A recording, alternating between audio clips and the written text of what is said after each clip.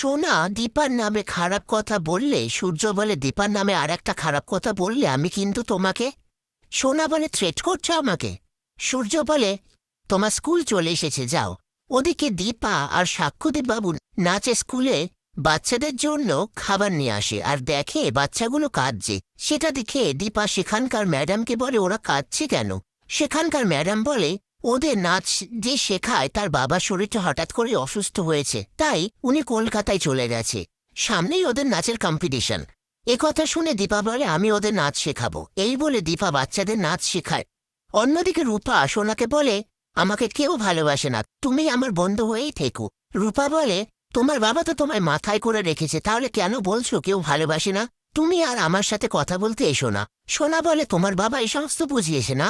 রূপা বলে আমি তখন পাপার কথা শুনিনি, আমার পাপ্পাই ঠিক বলেছিল, আমার থেকে দূরে থাকো। এই বলে সেখান থেকে চলে যায়।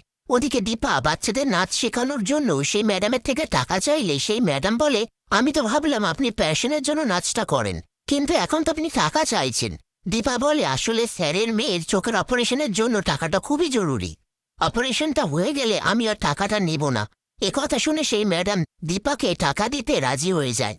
তারপর দীপা আর সাক্ষ্যদীপ বাবু রেস্টুরেন্টে ফিরে আসলে সেখানে প্রতীক, অনুজা ও রত্নাকে দেখে অবাক হয়ে যায়। এরপর দীপা ছুটে গিয়ে রত্নাকে জড়িয়ে ধরে।